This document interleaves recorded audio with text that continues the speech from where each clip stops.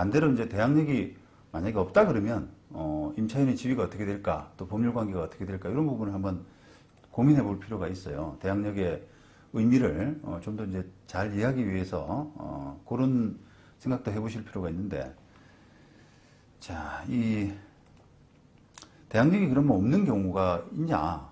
대항력이 없는 경우는 많지 않죠, 사실은. 일단 왜냐면 상가 건물이든 주거용 건물이든 간에 대부분은 그 사고 팔면서 양도양수하면서 임대차를 승계하기로 해요. 그리고 또 임차인도 대부분은 거기에 대해서 동의하고, 그죠? 동의하고. 그래서 서로 합의에 의해서라도 사실은 대부분 승계가 되는 게 일반적이고요. 그 다음에 지금 법이 바뀌어서 상가 같은 경우도 2015년 이제 5월 이후에는 환산보증금 액수하고 상관없이 그 대항력이 다 인정되잖아요. 그러니까 그렇게 따지면 그 대항력이 없는 경우는 많이 없습니다.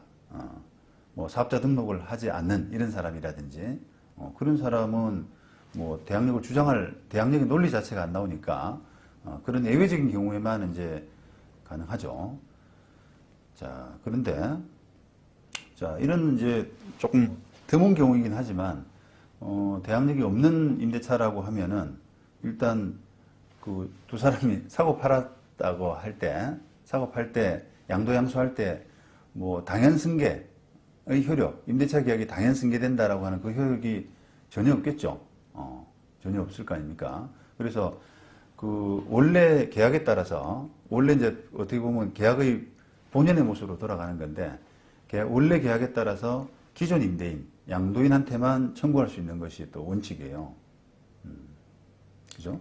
그게 그렇게 됩니다. 그래서 요런 이제 간혹 가다가 이제 뭐랄까 그 대항력이 없는 이런 경우가 발생하는데 아주 그 희비가 좀 엇갈리게 되더라고요.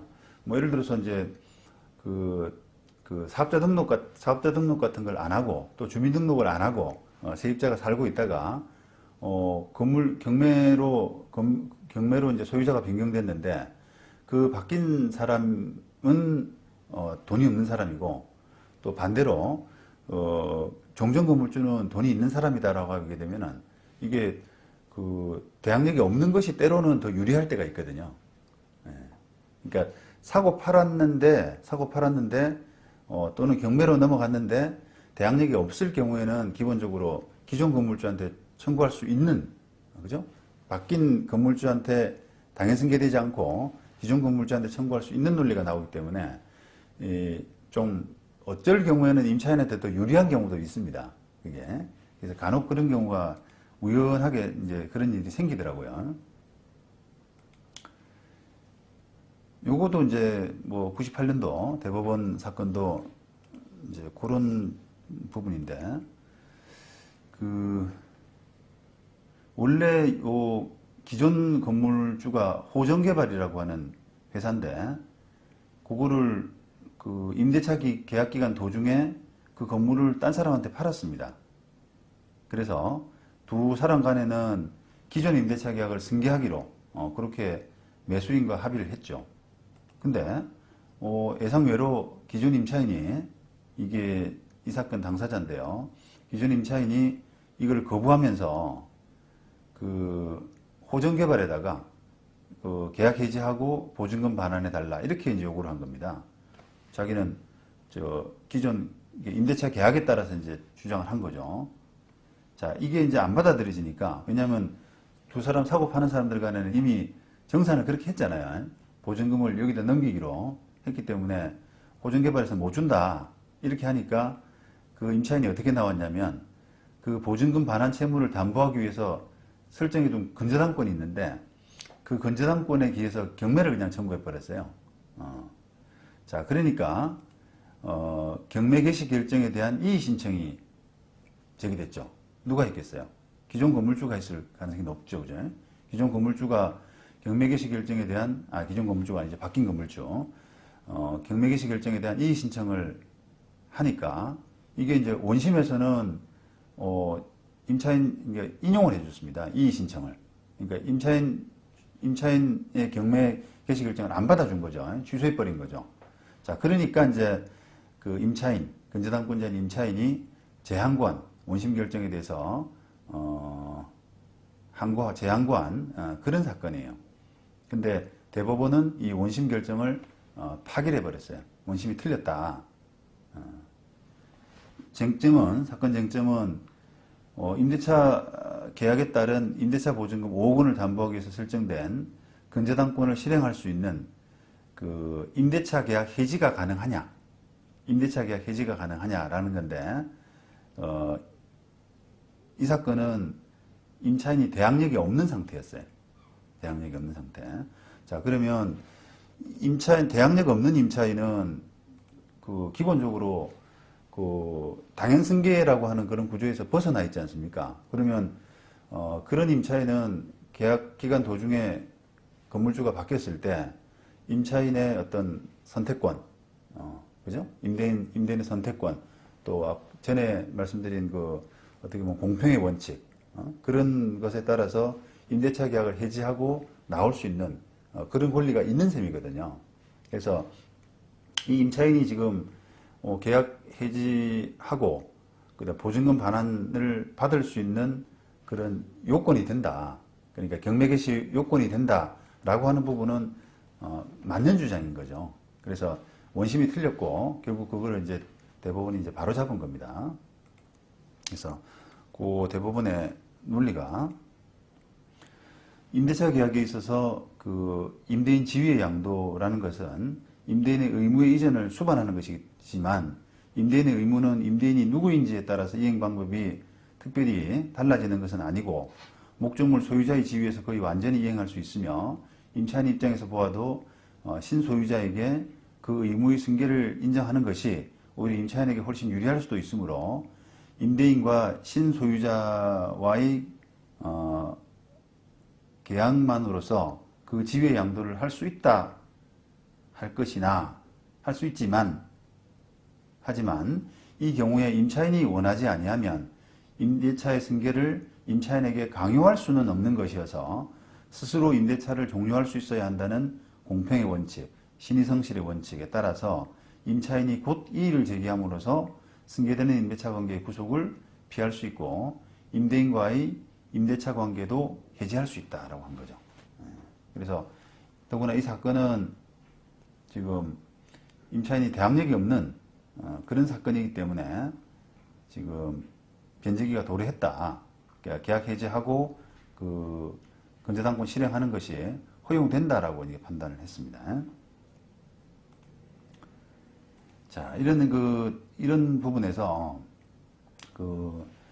어제 이제 말씀드린 대항력이 있는 임차인의 경우에도 과연 그 계약 기간 도중에 건물주 바뀌었다는 이유만 가지고 임대인이 계약에서 벗어날 수 있느냐, 계약을 해지하고 나올 수 있느냐라고 하는 부분, 그 부분도 이제 어느 정도 관련이 되는 거죠. 만약에 그게 가능하다라고 하면은 지금 똑같은 논리가 되거든요.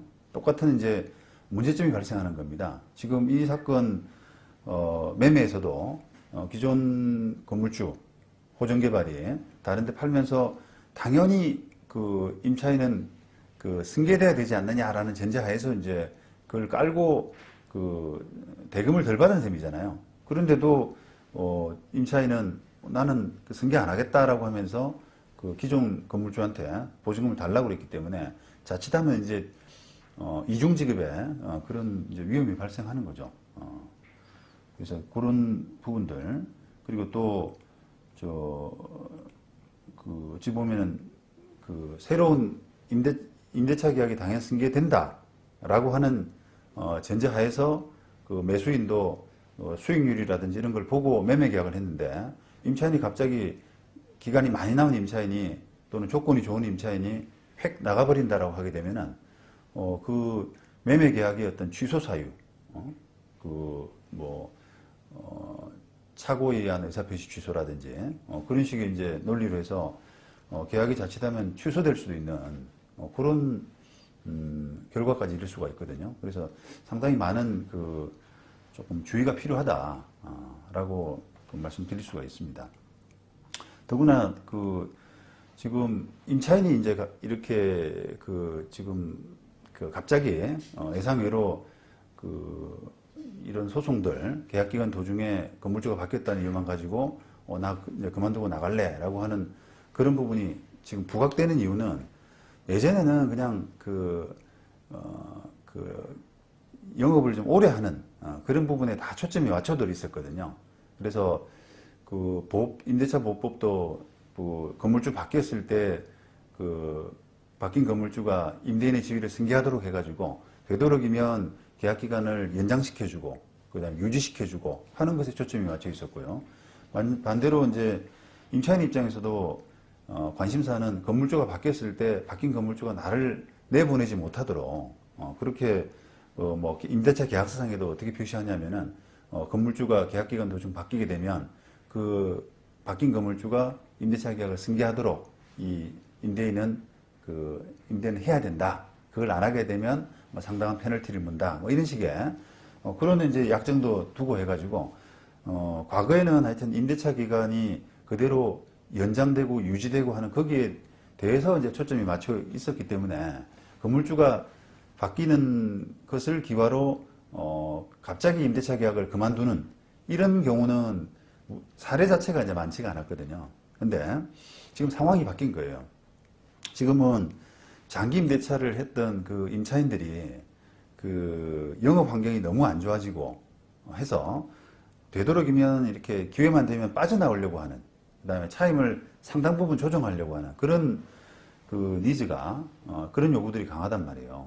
그런데, 기존 임대인이 그대로 유지되고 있는 한은 아무리 자기가 어렵다고 한들 계약을 해지할 수 있는 또는 중단할 수 있는 그런 사유는 좀처럼 어렵거든요. 자, 그런데 마침 이제 건물주가 바뀌었어요. 그러다 보니까 건물주 바뀔 때 이런 계약을 해지하고 기존 건물주한테 보증금 돌려달라고 하는 그런 액션들이 예전에 비하면 지금 훨씬 더 이제 많이 생기고 있다는 겁니다. 그래서 지금 현 상황에서는 이런 부분에 대한 요 부분이 지금 대항력이 없는 임차인의 지위라고 하는 그 부분에도 그대로 적용되지만 아직 논란이 있습니다만 대항력이 있는 임차인이라고 하더라도 계약기간 도중에 건물주 변경을 이유로 중도해지할 수 있다라고 하는 부분에 만약에 그런 부분이 현실화된다면 그 부분은 상당히 좀 이렇게 사고 파는 그런 과정에서 좀 많이 주의되어져야 될 필요가 있다는 겁니다.